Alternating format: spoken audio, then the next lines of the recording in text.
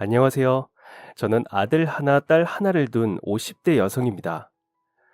제가 오늘 사연을 쓰는 이유는 바로 저희 아이들 때문입니다. 두 눈에 넣어도 아프지 않고 정말 기특하고 소중한 우리 애들. 아직도 제 눈엔 아기 같고 여전히 예쁘고 귀여운데 30대 되니 벌써부터 노안이 오는 것 같다네요. 이런 저희 애들에게는 남들과 다른 좀 특별한 점이 있습니다. 그게 뭔지 지금부터 소개해 드릴게요. 잠깐 제 얘기를 좀 해볼게요. 제 입으로 말하기 참 민망하지만 저는 온실 속 화초처럼 자랐습니다. 제가 외동딸의 엄청난 늦둥이였거든요. 저희 어머니가 젊으셨을 때부터 건강이 많이 안 좋으셔서 부모님께서 아이 가질 생각은 아예 하지도 않으셨답니다. 할머니, 할아버지도 저희 어머니가 어느 정도로 건강이 안 좋은지 잘 아시니까 아무런 강요도 하지 않으셨대요. 그런데 어머니 나이 39살에 제가 갑자기 덜컥 생긴 거죠.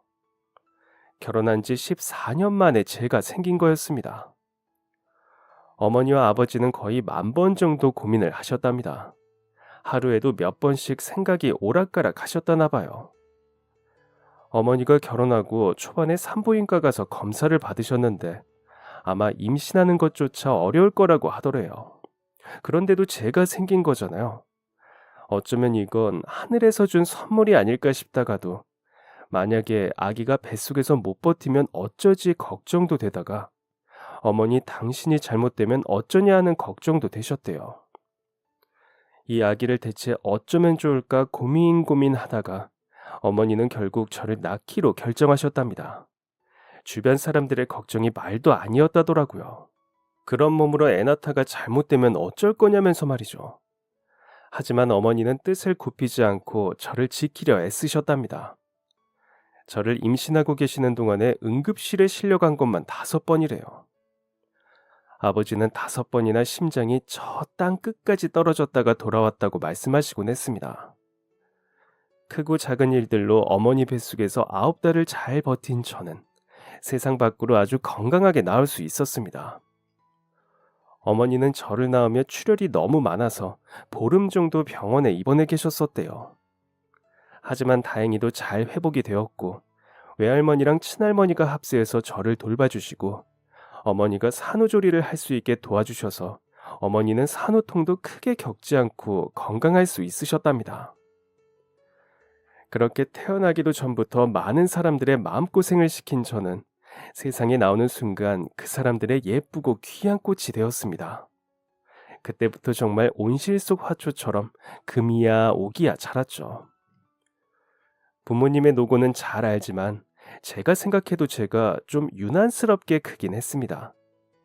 제가 태어나면서 딱히 어디가 아프진 않았거든요. 잔병 치레가 좀 작긴 했지만 특별히 병이 있던 건 아니었습니다. 하지만 부모님께서는 감기조차도 용납할 수가 없으셨나 봅니다. 제가 허약 체질이라고 하시면서 제 건강에 아주 예민하게 반응을 하셨죠. 기침을 조금만 해도 집안 온도를 다 확인하고 세탁한 지 얼마 안 된 제 침구를 다 세탁하고 배랑 도라지를 사다가 끓여주시곤 하셨습니다.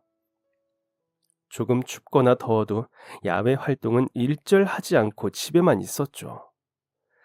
지금 생각해보면 그래서 더 제가 허약했던 것 같기도 하네요. 이렇게 부모님께서 저를 지나치게 아끼시다 보니까 저는 10대 때 친구들과 이렇다 할 추억이 없었습니다. 통금 시간도 항상 정해져 있고 저의 모든 일과를 부모님께서 챙겨주시다 보니까 어떤 친구를 사귀는지 뭐라고 노는지 다 노출될 수밖에 없었죠. 어릴 땐 그게 당연하다고 생각하면서 살았는데 10대 후반 되니까 당연한 게 아니었더라고요. 가수 좋아해서 콘서트도 가고 친구 집에서 놀다가 자기도 하고 어디 외국에서 건너온 불량식품 같은 것도 먹기도 하고 아, 그런 친구들을 보며 신기하기도 부럽기도 했습니다. 엄마, 아빠, 저 혹시 다음 달에 가수 콘서트에 한번 가보고 싶은데 가도 될까? 어머, 미선아, 안 돼. 콘서트장에 사람이 얼마나 많은 줄 아니? 아, 너무 위험해. 좀 더 크고 가자. 알겠지? 네, 엄마. 좀 더 크고 어른이 되면 나중에, 다음에 이런 말들에 익숙해져 버렸습니다. 나는 친구들처럼 못 사는 사람인가 보다 생각하고 포기하고 부모님 말씀만 듣고 살았죠. 그렇게 이렇다 할 추억도 없이 10대를 마무리 짓게 되었고 저는 한 대학의 공예과에 들어가게 되었습니다. 20살. 듣기만 해도 설레이고 뭔가 시작될 것 같고 희망찬 단어잖아요. 저 또한 그랬습니다. 성인이 되면 얼마나 많은 걸 할 수 있을지 잔뜩 기대에 차 있었죠. 그리고 대학교에 간 저는 정말 저와 다른 흔히들 말하는 신세계를 경험하게 되었습니다. 사람들은 저마다의 개성으로 가득 차 있고 각기 다른 목표와 꿈을 가지고 있고 포부와 열정으로 뭐든 해낼 각오가 되어 있는 모습이었습니다. 존재 자체만으로 빛이 나는 그런 사람들 사이에서 왜인지 저는 작아져만 갔죠. 내가 너무 우물 안에서 자랐구나 생각되는 순간이었습니다. 그러면서 오기가 생겼습니다. 나도 저들처럼 빛나고 싶다고 생각했습니다. 그래서 저는 제 생애 가장 큰 일탈을 하기로 결심했죠. 엄마, 아빠, 저 혼자 여행 다녀올게요. 제 걱정은 마시고 건강히 지내세요.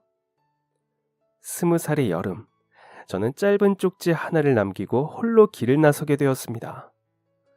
부모님과도 여행을 많이 다녀본 적 없는 제가 겁도 없이 혼자 여행을 떠나다니 20살이기에 가능했습니다.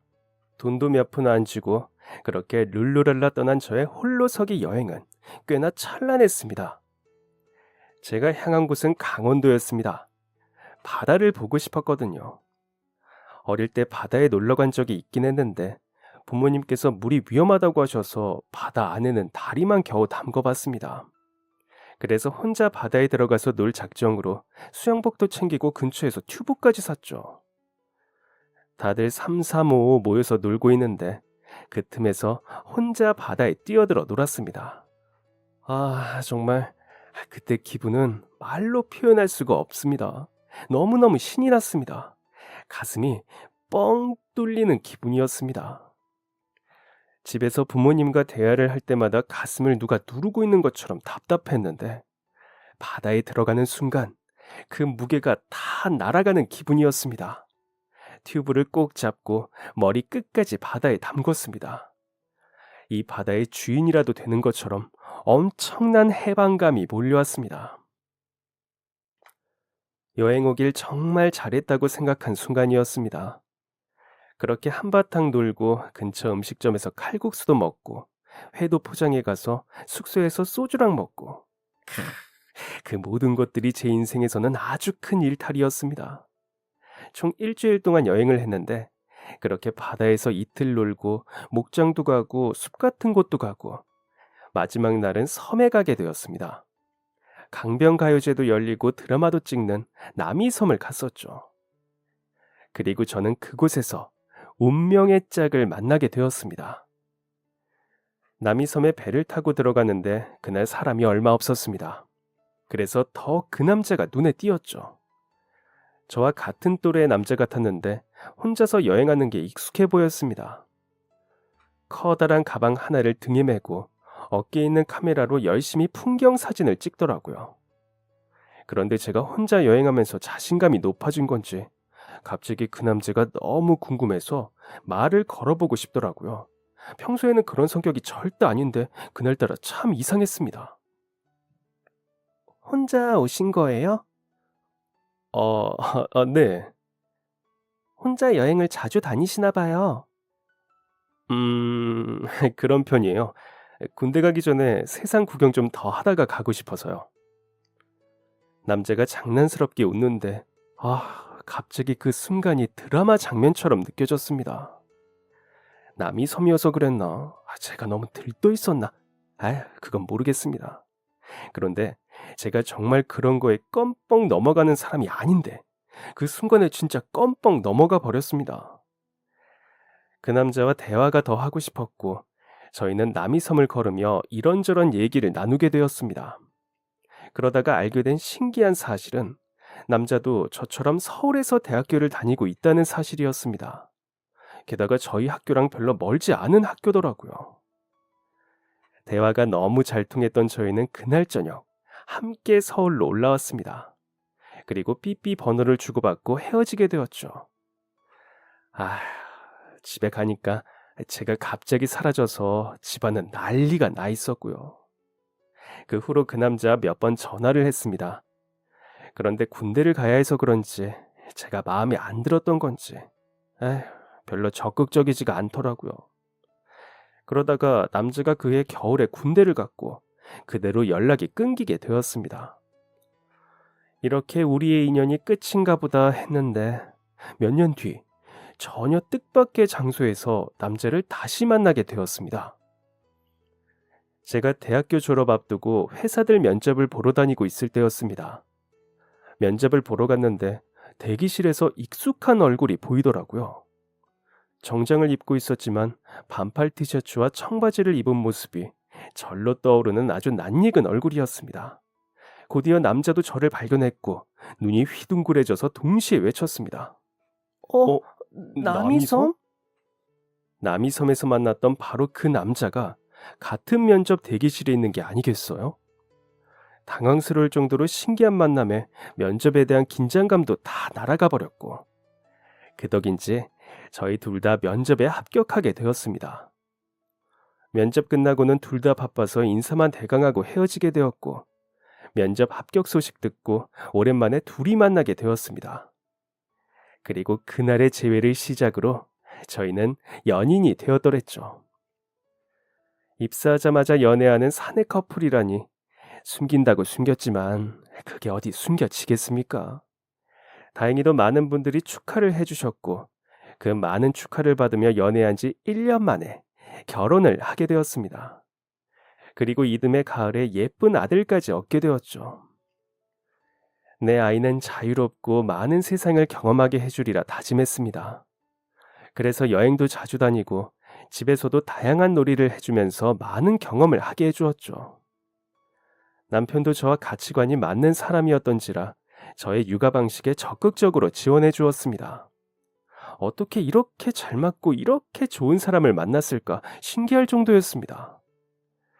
연애하고 같이 살면서 화 한 번을 낸 적이 없었고 무엇보다 고마웠던 건 제가 하고 싶은 것들에 대해 적극적으로 지지해 주었다는 것이었습니다. 부모님의 품 안에 있을 때는 모든 걸 제한당하고 억압받고 절제하며 살아야 했잖아요. 제가 원하는 게 아닌 부모님이 원하는 인생을 살아야 했죠. 그런데 남편은 달랐습니다. 저의 모든 것을 응원해주고 같이 고민해주는 정말 고마운 사람이었습니다.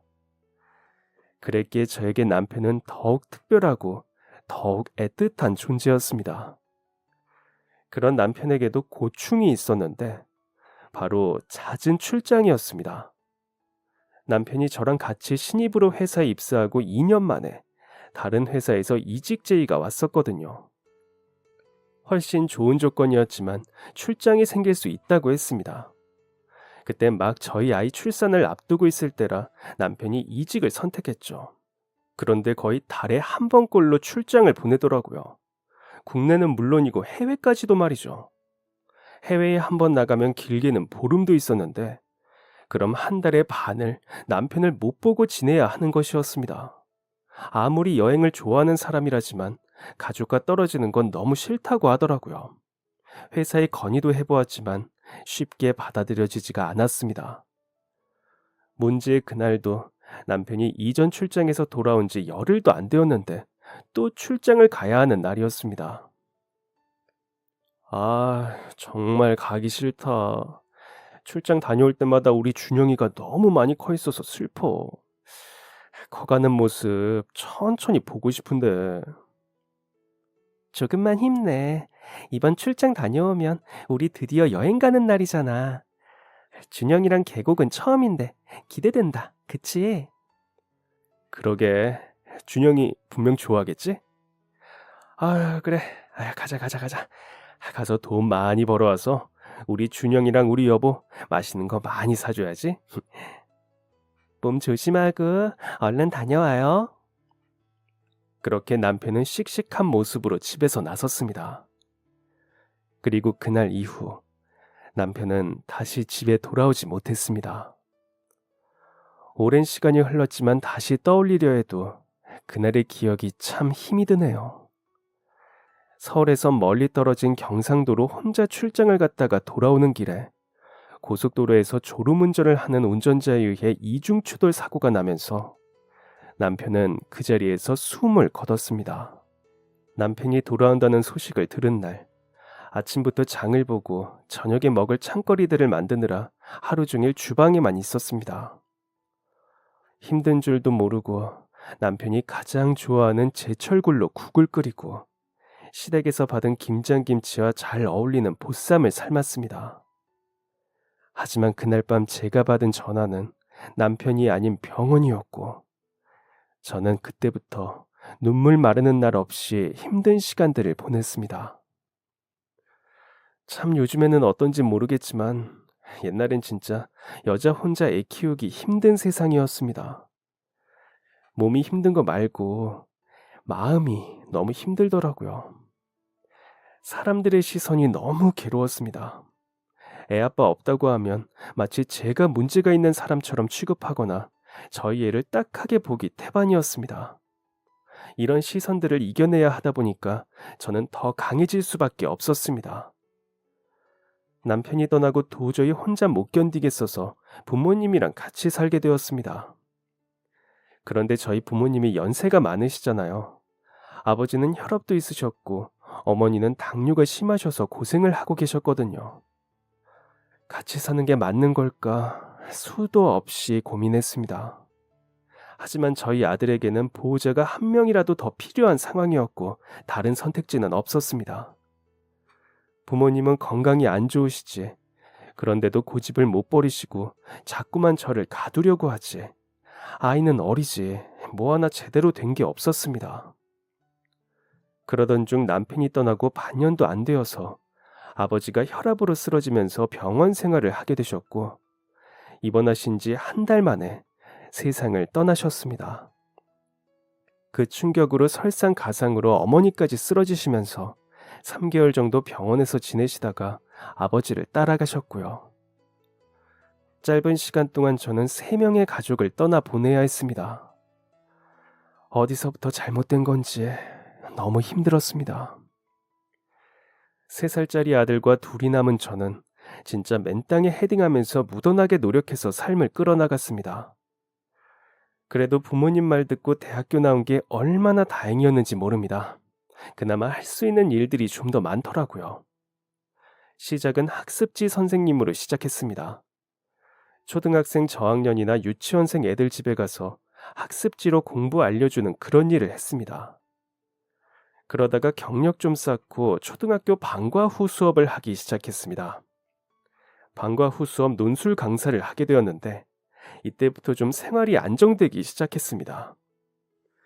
이때 아들이 4살이었는데 그때 저희 집이 반지하였습니다. 어느 날 아들이 어린이집 선생님한테 우리 집은 햇빛이 안 들어온다고 했다더라고요. 그거 듣고 억장이 와르르 무너졌습니다. 내가 더 열심히 해서 우리 아들 고생 안 시켜야겠다 마음먹고 일주일에 5일을 다 다른 학교로 수업을 나가면서 일했습니다. 그 중에서도 유독 마음이 많이 가는 학교가 있었습니다. 그 학교 방과 후 담당 선생님께서 되게 친절하고 아이들을 정말 사랑하는 분이셨거든요. 30대의 국어 과목을 가르치는 남자 선생님이셨는데 수업에 관련해서 많이 물어보기도 하고 아이들에 대해서도 많이 물어보시는 분이었습니다. 유독 저한테 잘해주신다 생각하기는 했지만 제가 논술 강사라서 더 그렇겠지 했죠. 그런데 어느 날 수업을 마치고 뒷정리가 좀 늦게 끝난 날이었습니다. 정리를 하고 있는데 그 국어 선생님께서 들어오시더라고요. 와, 애들 요즘 이 책 배우는군요. 저도 좋아하는 책인데. 네, 얘기 나눌 게 많은 책 같아서요. 아직 퇴근 안 하셨네요? 아, 네, 이제 가려고요. 가기 전에 잠깐 드릴 말씀이 있어서 들렸어요. 네, 무슨 말씀이요? 그게 이런 말 실례될 수 있다는 거 아는데 그 혹시 남자친구 있으신가요? 너무 당황스러웠습니다. 전혀 예상하지 못한 질문이었거든요. 어 아니요, 아니요. 정말요? 그럼 혹시 저랑 아니요. 그런데 저 아이가 있어요. 네? 싱글맘이에요. 사별했고요. 아 그러시구나. 그럼 이만. 너무 갑작스러운 고백 아닌 고백에 당황해서 자리를 피해 버렸습니다. 너무 무례하게 답한 건 아닌가? 설마 이런 걸로 방과 후 수업에 지장을 주는 건 아니겠지 하면서 생각이 진짜 많았습니다. 그런데 그 다음 주에 수업을 나갔는데 이게 무슨 상황인지 제 책상 위에 캔커피가 하나 놓여져 있었습니다. 이런 쪽지와 함께 말이죠. 끝나고 잠깐 시간 좀 내주세요. 할 말이 있어요. 할 말이라는 게 뭔지 괜히 긴장이 되었습니다. 수업을 어떻게 했는지도 모르게 시간이 흘렀고 저는 천천히 교실 정리를 했죠. 그러니 지난번처럼 국어 선생님이 교실 안으로 들어왔습니다. 잠깐의 정적이 교실을 감쌌습니다. 곧이어 국어 선생님이 한 말은 너무나도 뜻밖의 말이었습니다. 저도 결혼했어요. 네? 물론 지금은 아니에요. 그러니까 선생님한테 그런 거 여쭤봤던 거고, 아, 그, 이혼했어요. 3년 전에. 그래서 지금은 혼자예요.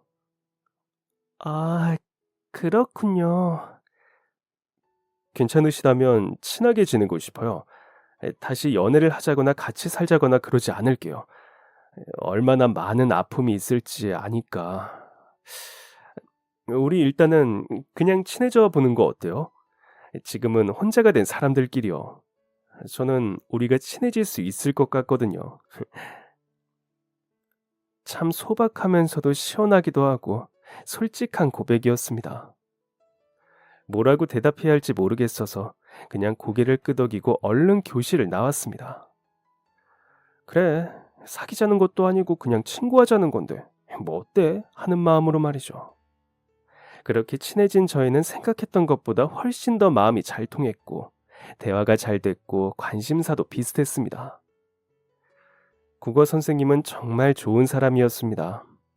이러다가 이 사람이 좋아지겠다고 생각할 만큼이요. 아들을 생각하면서 필사적으로 마음을 붙잡았습니다. 지금 중요한 건 아들이었고 다른 사람을 만나는 것은 상상도 하지 않았었거든요. 하지만 사람 마음이라는 게 어디 조절한다고 조절이 되던가요? 국어 선생님의 끝없는 진심 어린 구애 끝에 저는 그 마음을 받아주기로 했습니다. 그리고 그 해 겨울에 저희는 혼인신고를 하게 되었고 다음 해에 예쁜 딸까지 낳게 되었습니다. 인생이 어찌 이리 들쭉날쭉하고 평탄하지가 않은지 그 몇 년 사이에 대체 무슨 일들이 벌어지고 있는지 되새길 틈도 없이 많은 것들이 휘몰아쳤습니다. 하지만 확실한 것은 재혼을 하고 아이들을 키우게 된 그 순간이 행복하다는 것이었습니다. 저라고 언제까지고 불행하고 외로우라는 법은 없잖아요. 그리고 저희 아들에게도 좋은 아빠, 좋은 동생이 생겼으니 그걸 위안 삼으면서 이 행복을 누리리라 다짐했습니다. 살림을 합치니까 확실히 삶도 좀 여유가 생겼고 웃을 날이 많아졌습니다. 그러다가 어느덧 우리 아들이 초등학교에 입학을 하게 되었죠. 시간 진짜 빠르네. 우리 아들이 벌써 초등학생이라니. 초등학교 가서도 씩씩하고 멋지게 지낼 수 있지? 그럼 나 태권도 파란띠야. 제 눈에는 여전히 아기 같은 우리 아들이 초등학교에 간다니 감격스러웠습니다. 워낙 야무지고 똑부러지는 아이라 걱정할 게 없었지만 딱 한 가지 아들의 마음에는 약간의 문제가 있었습니다. 바로 새아빠를 받아들이지 못하는 거였죠. 저희가 재혼한 게 아들이 4살 때인데 4살이면 어느 정도 의사소통도 되고 낯선 사람에 대한 인식이 있잖아요. 그래서인지 새아빠와 잘 지내긴 했지만 뭔가 선을 그어두는 듯한 느낌이 있었습니다. 그리고 절대로 아빠라고 부르지 않고 선생님이라고만 불렀고요. 그걸 강요할 자격은 없는 것 같아서 한 번도 아들한테 아빠라고 하라고 시키지 않았습니다. 혹여나 초등학교 가서 다른 친구들과 가정 환경이 다르다는 사실을 알고 상처를 받으면 어쩌나 걱정이 되었습니다. 그런데 저희 그 걱정과는 완전 반대로 흘러가게 되었죠.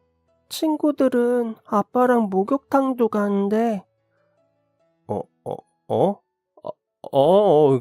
그렇지. 왜? 우리 준영이도 목욕탕 가고 싶어? 응, 아빠랑 새아빠. 처음이었습니다. 아들이 아빠라고 하는 게요. 남편은 완전 감격을 했고 그 주 주말에 남편과 아들은 단둘이 목욕탕에 가게 되었습니다. 집에서 나간 지 3시간쯤 지났나? 딸아이와 거실에서 놀고 있는데 때 빼고 광낸 부자가 집에 돌아왔습니다. 잘 다녀왔어? 준영아, 재미있었어? 응. 그런데 해맑은 준영이와 다르게 남편의 표정이 좋지 않았습니다. 표정이 아주 심각했죠. 무슨 일이 있냐고 묻자 남편이 잠깐 방으로 들어와 보라고 했습니다. 그러더니 아주 뜬금없는 이야기를 하더라고요. 우리 준영이 학교에서 무슨 일 있는 거 아니겠지? 학교? 갑자기 왜? 나가서 무슨 일 있었어? 아니, 그건 아니고, 그, 준영이 몸에 멍이 많더라고. 멍? 어, 어디서 그랬냐고 물어보니까 모르겠다는 거야. 전혀 기억이 안 난대. 멍이 한두 개가 아니던데 학교에서 무슨 일 있는 거 아닌가? 내가 한번 전화해 볼까? 어, 아니야. 내가 내일 한번 찾아가 볼게. 너무 걱정하지 마. 별일 아닐 거야. 갑자기 이게 무슨 소리인가 싶어서 밤에 잠이 안 오더라고요. 그리고 다음날 아예 학교 담임 선생님을 찾아갔습니다. 그러니까 선생님이 화들짝 놀라시더라고요. 아니요, 어머니. 그런 일은 없어요. 특히나 준영이는 더더욱이요. 준영이가 친구들한테 얼마나 인기가 많은데요. 그리고 준영이가 키가 커서 그런지 장난기 많은 애들도 준영이한테는 함부로 못해요. 학교에서 생긴 멍이 아니라면 대체 어디서 그런 걸까 곰곰이 생각을 해봤습니다. 그런데 저렇게 멍이 많은데 모를 정도라면 어디서 다친 게 아니라 갑자기 생긴 건 아닐까 싶더라고요. 그래서 혹시나 하는 마음으로 동네 소아과에 데려가 봤습니다. 의사 선생님은 심각한 얼굴로 아들의 상태를 살폈고 한참 동안 고민하면서 말을 안 하시다가 소견서를 써줄 테니까 대학병원으로 바로 가보라고 했습니다. 덜컥 겁이 났습니다. 안 좋은 예감이 몸을 휘감는 기분이었습니다. 곧장 소견서 들고 대학병원 가서 남편한테 전화를 걸었는데 손이 덜덜 떨리더라고요.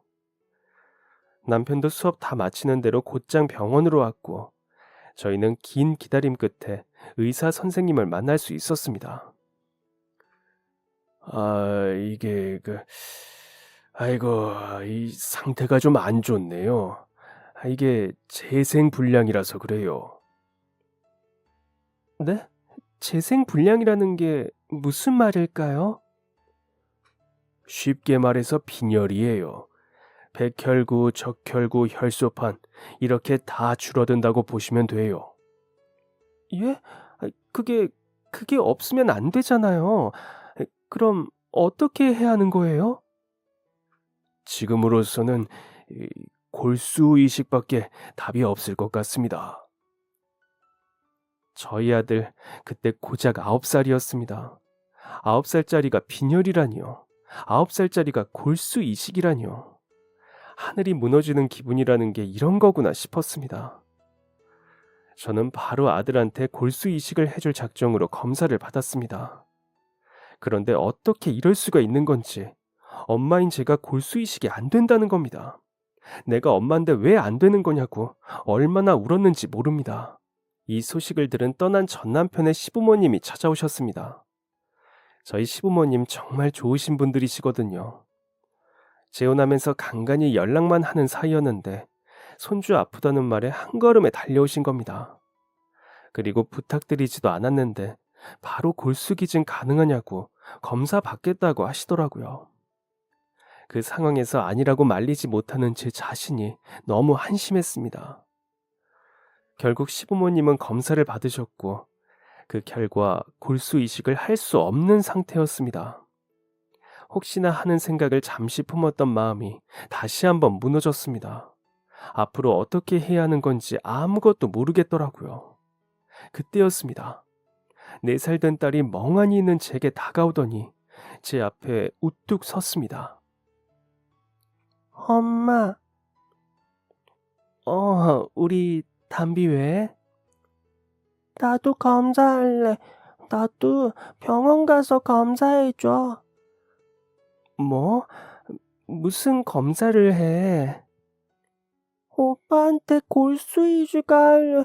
골수 이식. 저희 애가 여자애이고 둘째라서 그런지 말이 되게 빨랐거든요. 그런데 병원이랑 집에서 저희가 하도 얘기하니까 옆에서 들은 건지 4살짜리 애가 골수 이식이라고 말하면서 자기도 검사를 받게 해달라는 겁니다. 무슨 소리냐? 절대 안 된다. 말이 되는 소리를 하라고 했죠. 그런데 저희 애들이 사이가 정말 좋았거든요. 특히 첫째가 둘째를 많이 예뻐했죠.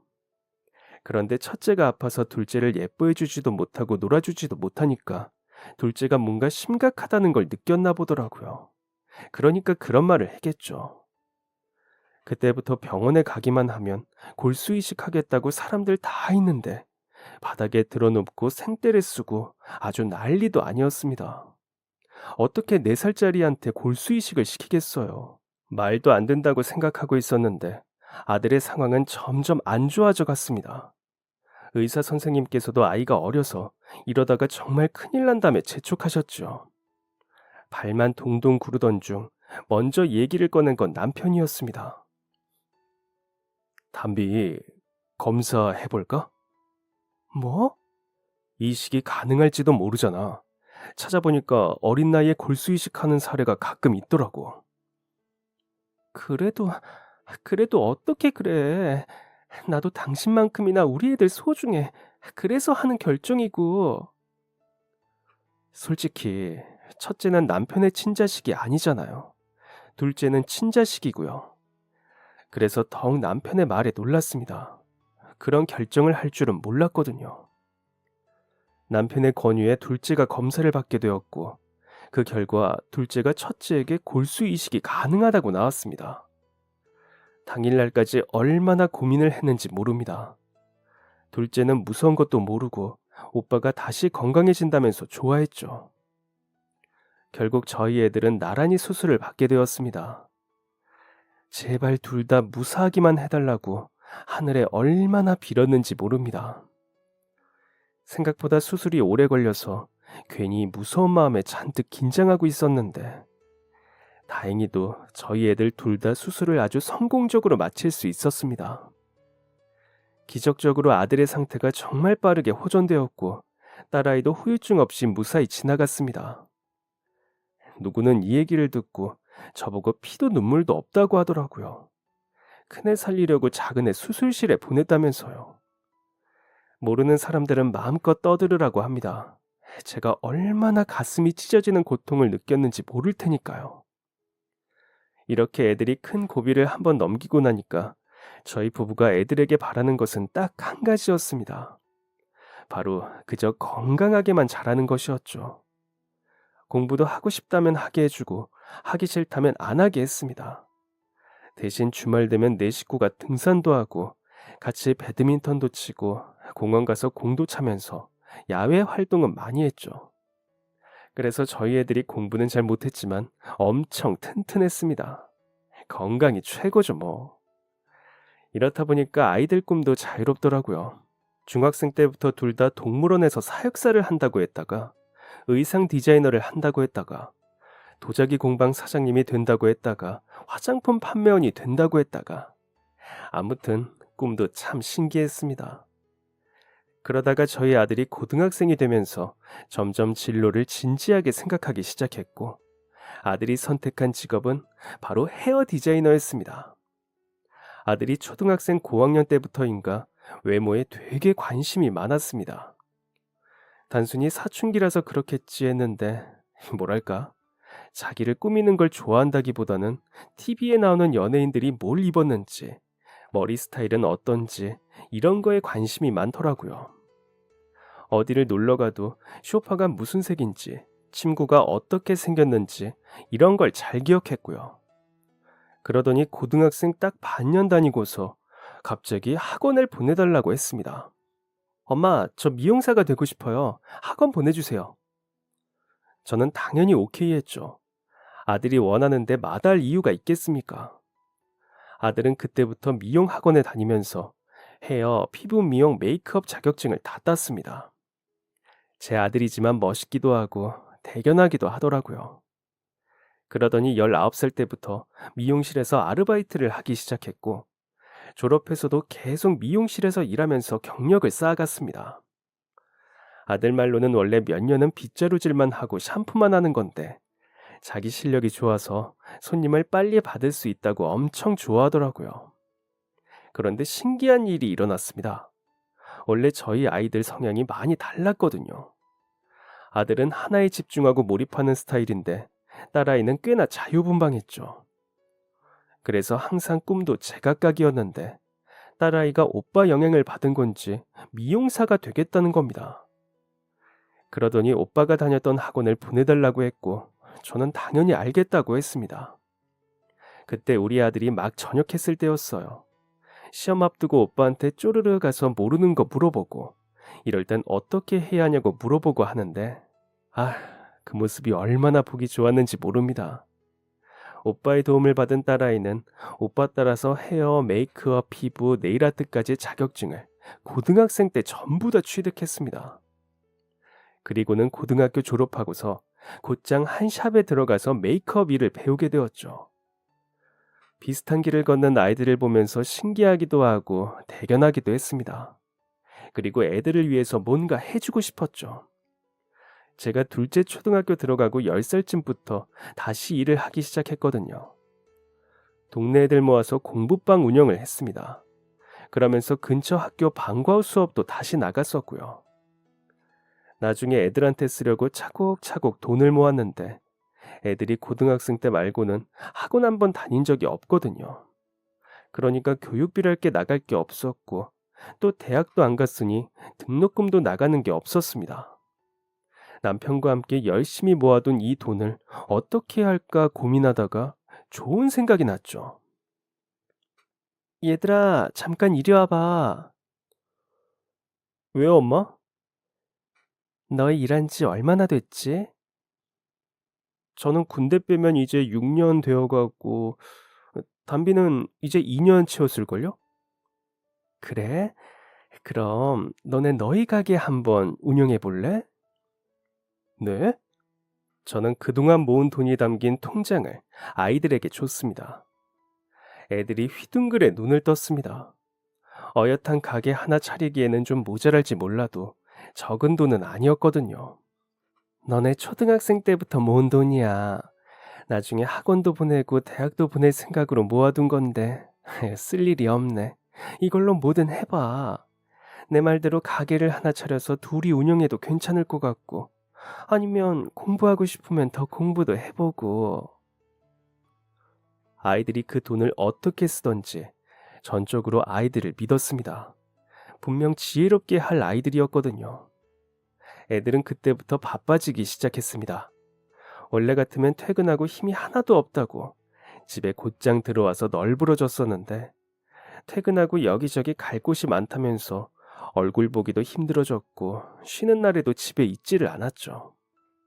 그러더니 한 6개월쯤 지나서 둘이 함께 가게 하나를 오픈했습니다. 헤어와 메이크업을 하는 샵이었습니다. 발품 팔아서 찾은 괜찮은 상가를 계약하고 인테리어도 아주 멋지게 해놨더라고요. 남편이랑 둘이 보러 가서 감탄을 했습니다. 오픈 기념이라면서 애들이 저희 머리까지 해줬었죠. 가게였고 인테리어 하는데 돈을 너무 많이 썼다면서 홍보도 애들이 직접 했습니다. 몇 년 전이었으니까 지금만큼 SNS 같은 게 활발하게 안 돌아갔었거든요. 그땐 무조건 전단지였죠. 한겨울에 둘이 전단지도 돌리고 이벤트도 엄청 하면서 그렇게 점점 자리를 잡아갔습니다. 열심히 하는 만큼 애들의 가게는 점점 바빠지기 시작했고 동네 사람들뿐만 아니라 다른 동네에서도 예약하고 올 정도로 인기가 많아졌죠. 처음에는 가게에 둘만 있어서 횡했는데 어느덧 직원까지 여럿 생기게 되었습니다. 그렇게 쉼 없이 2년을 달렸습니다. 가끔은 너무 무리하는 거 아닌가 싶을 정도로 참 열심히도 일하더라고요. 그러다 결국 우려했던 일이 터지고야 말았습니다. 딸아이 생일이어서 오랜만에 한상 거하게 차리고 애들을 집으로 불렀습니다. 그땐 다들 독립해서 나가서 살고 있었거든요. 일이 바쁘니 얼굴도 통 못 보다가 거의 한 달 만에 얼굴을 보는 것이었습니다. 오랜만에 보니 살도 더 빠진 것 같고 혈색도 안 좋은 것 같고 걱정스러운 마음에 양껏 차린 음식들을 내어주면서 밥을 먹고 있었는데 갑자기 딸아이가 들고 있던 젓가락을 떨어뜨렸습니다. 어머, 왜 그래, 담비야? 괜찮아? 나 요즘 손이 너무 부어서 힘든데 요즘 계속 그래. 그래? 손이 왜 부을까? 너무 무리하는 거 아니야? 옆에 있던 아들도 딸아이가 요즘 어지럽다고도 한다고 하더라고요. 안 되겠다 싶어서 밥 다 먹고 집 앞 내과에 데려갔습니다. 딸아이는 별거 아니라고 했지만 엄마가 돼서 어떻게 그냥 보내겠어요. 어디가 안 좋다고 하면 치료받게 해야 하고 몸이 약하다고 하면 보약이라도 지어 먹이려고 나갔죠. 그런데 의사 선생님께서는 예상하지 못한 말을 하셨습니다. 이거 여기 올 게 아닌 것 같은데 손만 붓는 거 아니죠? 몸도 다 부어요? 네, 맞아요. 잔뇨감도 있고요. 네, 조금 아닐 때도 있고요. 내가 봤을 때 이거 검사 받아야 해요. 신부전 아닌가 싶은데 큰 병원 가서 검사 받아보는 게 정확해요. 딸아이가 아직 20대인데 신부전이라니. 갑자기 아들 9살 때가 떠오르더라고요. 그때만큼이나 떨리는 마음으로 대학병원으로 향했습니다. 너무 무서웠습니다. 항상 밝은 우리 딸도 무서웠는지 아무 말도 안 하고 있더라고요. 무슨 말을 해줘야 할지 모르겠어서 딸아이 손만 꼭 잡고 있었습니다. 그게 검사가 바로 안 나오더라고요. 그때가 병원 교수님 학회였나 그러기도 했고 그리고 거의 5일 동안 잠자코 기다려야 했는데 진짜 피가 마르는 기분이었습니다. 딸아이는 예약한 손님들이 있다면서 쉬라는 말도 안 듣고 일을 했고요. 드디어 나온 검사 결과 딸아이는 신부전이 맞았습니다. 게다가 심각한 상태였습니다. 신장 이식을 받아야 할 것 같습니다. 이렇게 되기까지 몇 달 고생하셨을 텐데 왜 바로 안 오셨어요? 엄마가 되어서 딸 아픈 것도 모르고 살았다니 너무 한심해서 제 자신이 너무 미웠습니다. 충격받은 딸아이는 엉엉 울었고 집 분위기는 말도 아니었죠. 남편은 신장 이식한 지인이 있다면서 전화해서 물어보고 어디 교수한테 수술받았는지 어떻게 이식받았는지 알아봤습니다. 제 주변엔 그런 사람이 없기도 했고 솔직히 신장 이식에 대해 잘 몰랐거든요. 공여자 조건 찾아보니까 꽤나 까다로웠습니다. 일단 남편이랑 저랑 둘 다 공여자 조건 되는지 검사 받기로 했습니다. 그날 소식 들은 아들이 늦게 퇴근을 하고 집으로 왔고 아들도 같이 검사를 받게 되었습니다. 네가 무슨 검사야. 엄마랑 아빠만 하면 돼. 엄마랑 아빠 술도 안 먹고 혈압도 없어서 괜찮을 거야. 엄마, 그거 가족력도 다 해당되는 거예요. 할머니가 당뇨에 할아버지가 혈압 있으셨잖아요. 그래도 혹시 모르니까 하는 마음에 검사를 받기로 한 건데 아들 말이 맞았습니다. 저는 가족력이 있어서 안 된다고 하더라고요. 남편과 아들은 일을 하고 있었던지라 거의 한 달에 걸쳐서 병원을 오가면서 검사를 받았습니다. 남편은 혈액이 뭐가 안 맞아서 안 된다고 하더라고요. 설마 아들이 되려나 했는데 아들이 공여자 조건이 맞는다는 겁니다. 웃을 수가 없겠더라고요. 마음이 정말 안 좋았습니다. 남편은 안 되고 아들이 된다는 말에 깊은 한숨을 쉬는데 아들이 그러더라고요. 엄마, 옛날에 저 앞살 때요. 그땐 담비가 저한테 이식해줬잖아요. 이젠 제 차례예요. 눈물이 핑 돌았습니다. 그때 수술받은 걸 기억하고 동생의 마음을 기억하고 있다니요. 괜히 제가 아이들을 건강하게 낳지 못해서 이런 일이 생기는 게 아닌가 하는 마음에 펑펑 울었습니다. 아이들을 다시 한번 나란히 수술실에 보내는 그날까지 눈이 퉁퉁 부어서 보냈죠. 저도 남편도 애들도 그리고 담당 교수까지도 모두가 긴장한 수술 시간이었습니다. 새벽부터 준비를 해서 아침 일찍 수술이 시작되었고 오후가 되어서야 수술이 끝이 났습니다. 아이들이 완전히 정신을 차리기까지는 몇 시간이 더 걸렸죠. 교수님 말로는 수술이 아주 잘 되었답니다. 후유증, 합병증이 안 생기길 바란다며 너무 걱정하지 말라는 응원과 함께 웃으시던 모습이 생각이 납니다. 아들과 딸은 그날 밤 완전히 회복되었는지 둘이 마주보고 웃었습니다. 고생했어, 오빠. 너도. 그런 애들 모습 보면서 펑펑 눈물을 쏟았습니다. 아이들이 둘 다 수술이 잘 끝나서 기쁘면서도 기특하면서도 미안한 마음 때문에 눈물이 멈추지 않는 밤이었습니다. 수술 후 몇 년 동안 둘 다 합병증도 없이 아주 잘 지냈고 딸아이는 3개월 정도 완전 휴식 기간을 보내다가 다시 일터에 나갔습니다. 그냥 쉬는 게 어떻냐, 정 가고 싶으면 카운터에서 앉아있으면 안 되냐 했지만 도통 말을 안 듣더라고요.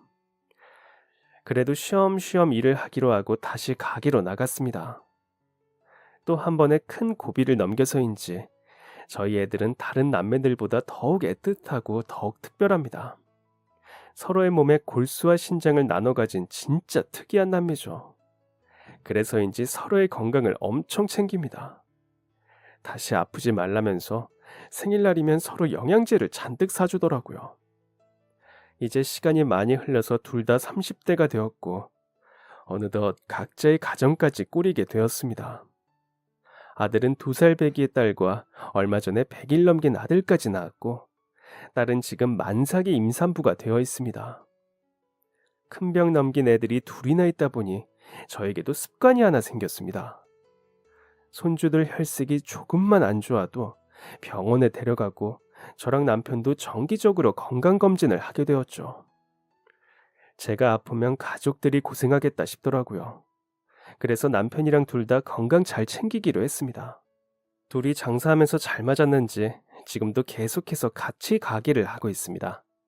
처음엔 문 열었던 그 가게보다 더 큰 곳으로 옮겨서 하고 있는데 손님들이 아주 많습니다.